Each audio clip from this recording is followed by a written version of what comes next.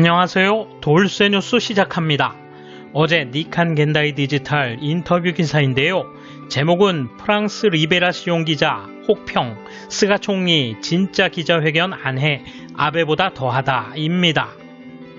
스가 총리가 취임 후 겉보기로 수행한 기자회견이 외신 기자인 눈에는 전혀 올바른 기자회견으로 보이지 않는다는 이야기인데요.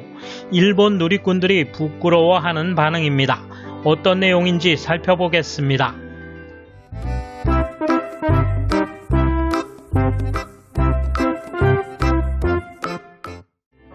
스가 정권 발족 후 100일이 지났다. 25일에는 세 번째의 총리 회견이 있었지만 지금까지 이 회견이 해외 미디어의 눈에는 어떻게 비치고 있는 것인가?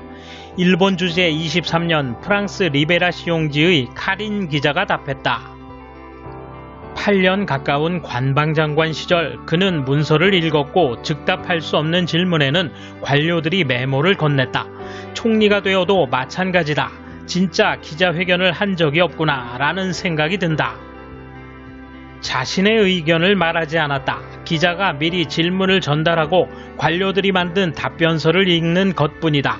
그것을 기자는 열심히 달그락달그락 타이핑한다. 그렇다면 원고를 돌리면 된다. 아베 전 총리보다 더하다고 생각한다.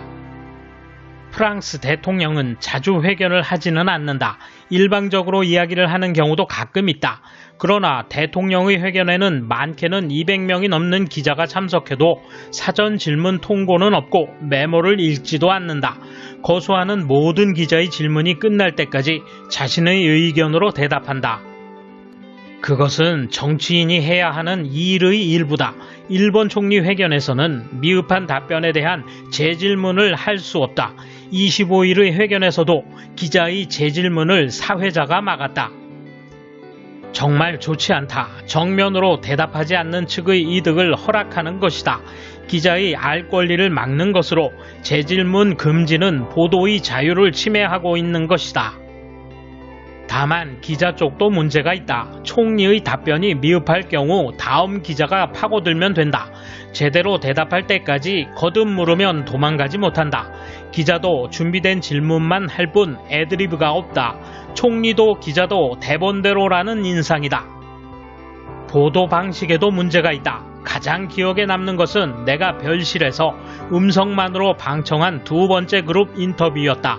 일본 학술회의 문제가 주제였지만 스가 총리는 10번 이상 반복해 사전에 준비한 메모를 읽었다. 이상한 광경이었다. 이 장면이 최대의 하이라이트인데도 대부분의 언론은 발언 내용만 전할 뿐 총리의 곤혹스러운 모습을 보도하지 않았다. 총리에게 자신의 의견을 말하게 하는 회견이 되려면 언론이 불만을 가지고 더 요구하지 않으면 안 된다. 사전의 질문 전달 행위를 중단하고 재질문도 요구해야 한다.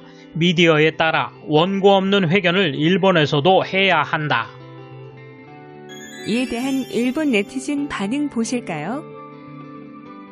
유감스럽게도 일본에는 확실한 전망을 가지고 냉정하게 그러나 국민에게는 후하게 대하는 정치가는 없고 눈앞의 이익권이나 당내 파벌의 눈치를 보는 듯한 할아버지만 좌지우지하고 있다.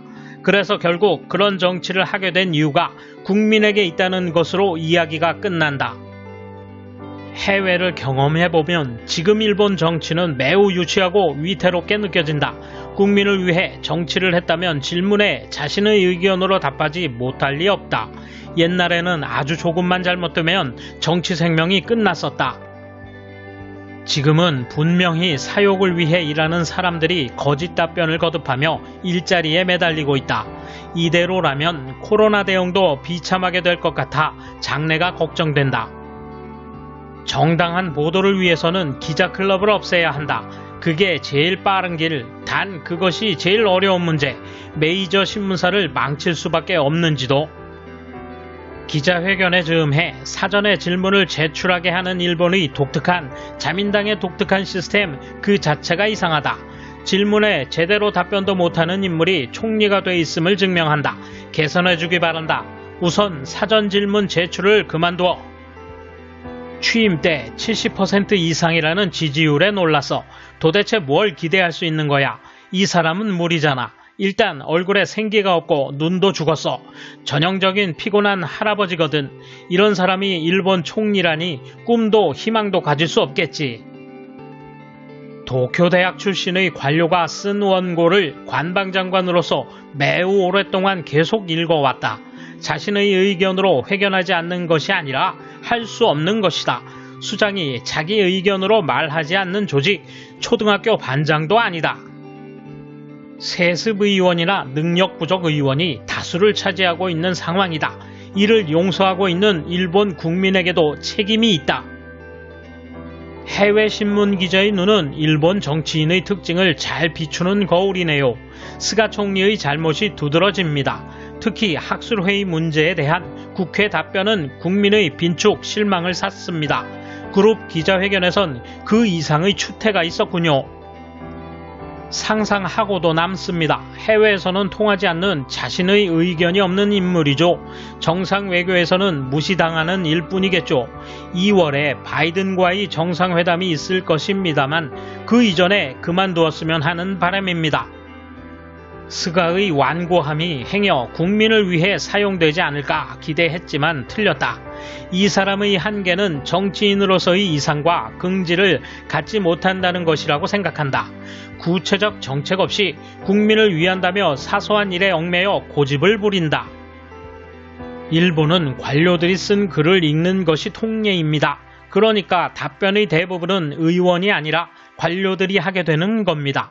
그래서 애매모호하고 대답이 되지 않는 경우가 많습니다. 그래서 무능한 사람이라도 의원이 될 수 있습니다. 아베가 낫다고 하지만 아베의 답변에는 질문에 대한 구체적인 답이 전혀 없습니다. 듣고 있어도 전혀 납득할 수 없어요.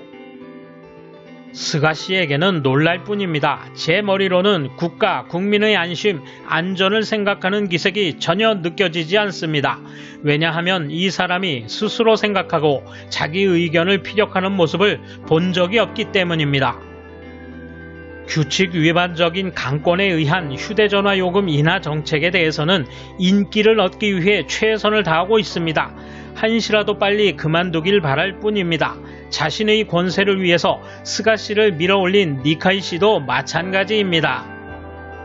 원래 철학이나 신념 같은 건 없는 권력주의자이고 이런 패거리는 지지율이 떨어지면 퍼포먼스, 대중 달래기로 흐른다.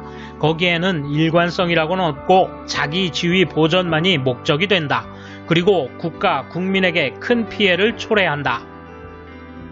니카이나 주류 측 입장에서는 자신들의 괴뢰 정권으로 마음대로 할 수 있다.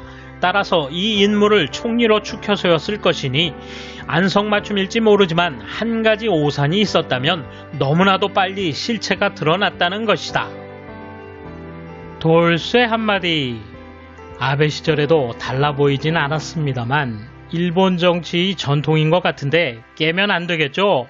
감사합니다. 돌쇠 물러갑니다.